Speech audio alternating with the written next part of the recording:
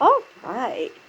So, piggybacking off of yesterday's video about France codifying abortion rights into the Constitution, we have women's rights activists launch effort to expand abortion rights to EU level, which we discussed a little bit in that video about how there are efforts that what happened in France has bolstered this movement. So this is more of a expansion on that. Whoops. So women's rights activists across Europe are joining forces to push for a dedicated funding mechanism in the European Union to make sure that women in the bloc have access to abortion. The movement, called My Voice, My Choice, was launched in Slovenia on Tuesday and brought together activists from several European countries, including Spain, Finland, Poland, France, Croatia, and Ireland.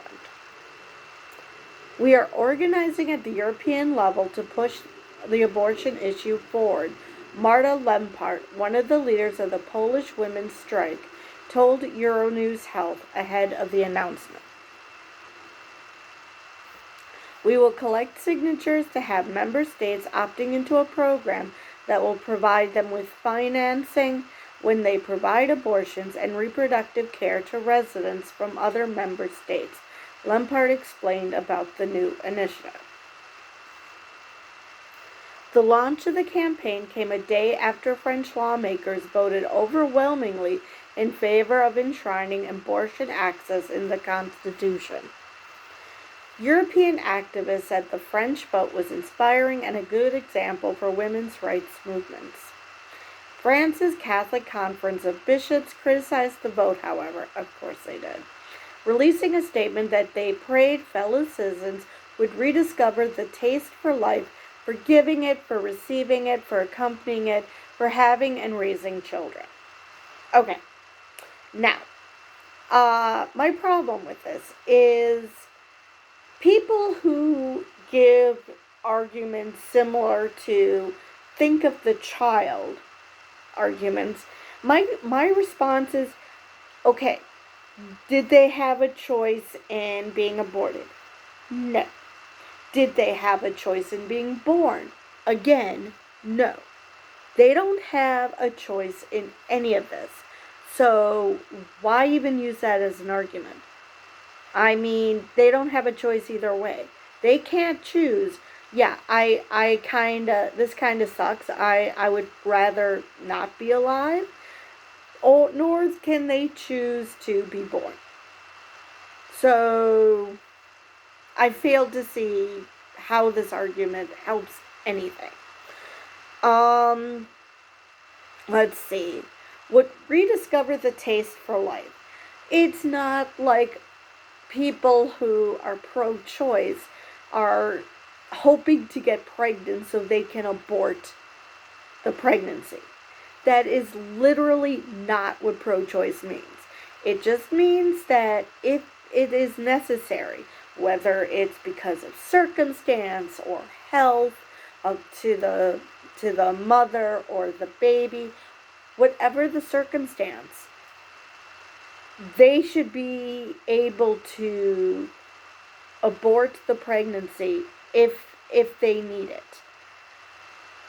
And so, yeah, a taste for life. Who says they don't have a taste for life?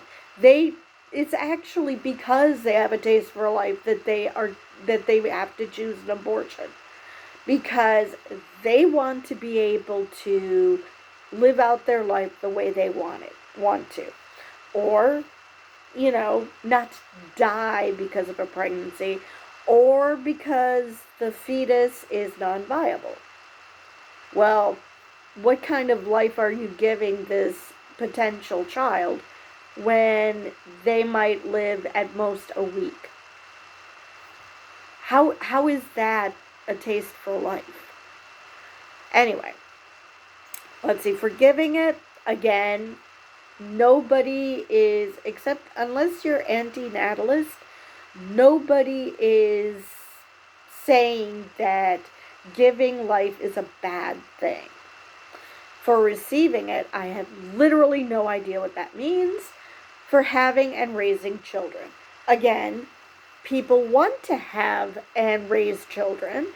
That is not the argument. Again, women who have abortions aren't doing it because they hate the idea of being mothers, that they never wanted children. Now, in some cases, maybe there is that. But at that point, you're taking things like Plan B. You are doing this so early on that you can't even say it was conceived because it didn't make that stage yet. So, again, women are generally not having an abortion just for shits and giggles. I mean, I'm not going to say none. I'm sure that there are some weirdos out there, but for the most part, that is not what's happening.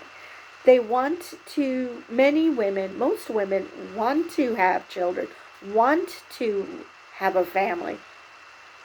But, again, due to circumstance, whether it's medical, emotional, or psychological, they can't.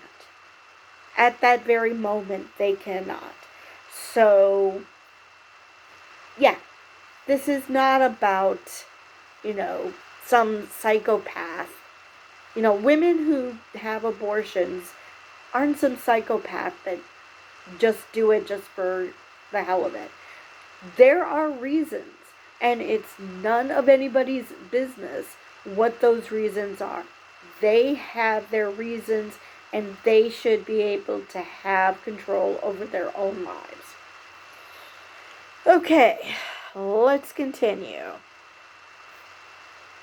Activists said the purpose of the initiative was to make sure that Europe does not follow the United States in rolling back abortion rights, adding that women in Europe still face risks due to a lack of services. Oh, I'm so thrilled that the U.S. is a cautionary tale. Lord. The U.S. used to be thought of as the beacon on the hill, and everybody wants to be like the U.S. And now it's like, yeah, you see that over there? Yeah, let's not do that. Great. We saw what happened in the U.S., where millions of women were left without a safe and professional option to terminate pregnancy overnight. Nika Kovac, coordinator of the campaign and director of the 8th of March Institute, said in a statement. Bans do not reduce the number of abortions, but they undoubtedly increase the number of illegal and dangerous abortions, she added. Again, 100% correct. Those states that have banned abortion, even if there were no obstetricians, no gynecologists to do an abortion legally, licensed physicians, you will find back alley illegal abortion still being done. Because if people are desperate enough for whatever reason to terminate a pregnancy, they will find a way. And unfortunately, most of the time, it'll have fatal consequences. Which is why I never call anti-abortionists pro-life. Because it's obvious they just care about the fetus growing inside the woman, but they don't give a shit about the woman, which, if they actually cared about life, they would actually care about. They don't care about the woman. They do not care about the child after birth. Pre-birth children, they're gaga over it. Post-birth children, nah, don't give a shit. Don't believe me? Those same people don't want to expand childcare. They do not want to make it easier to raise a child. So, no, they don't give a shit about life. They only give a shit about the life that they think is important. Actually, yeah, they only care about the life that they think important, which is women are incubators, and they only care about manipulating people, especially women, manipulating situations, and if they grow up to be Republican voters, even better. It's just disgusting. They aim to collect 1 million signatures in support of their proposal over the next few months. Nearly all EU countries allow abortion access upon request, but there has been pressure to limit rights in some states. A Polish court ruling in 2020 rolled back access, leading to a near total ban on the practice. Yay. There have also been efforts by anti-abortion organizations, such as those in Italy, to change abortion laws. Why is it the majority Catholic countries that are doing this? Oh my God. And whenever this comes up, I get Monty Python's Every Sperm is Sacred stuck in my head. Ireland voted to repeal a ban on abortion in a referendum 5 years ago. Yeah, that's the exception to the rule when it comes to Catholic countries, apparently. Dorian Crossan from the National Women's Council of Ireland said in a statement that Irish people understand the pain and stigma that comes with being denied essential reproductive health care services in their own country. While many women and pregnant people have been able to access abortion services in Ireland since 2019, ongoing legislation and operational barriers mean some women are still forced to travel, she added. European lawmakers passed a non-binding resolution in 2022 that endorsed adding abortion rights to the EU Charter of Fundamental Rights, but this would require revising the EU treaties. So that answers my question about whether it's just the Charter or the Constitution. Yeah, EU just has the Charter. Okay, that's all I needed to know. And hopefully this passes, because the women should be allowed to have the health care they need. And just because you don't see it as health care, then don't get it. Just like any health care, it should be up to the individual. You want to die from an exploding appendix? Fine. That's your call. Anything that has to do with your health, you should have 100% control over. You discuss it with your doctor, you make the decision that you think is best for you. You do not get to just tell other people what health care they should prioritize.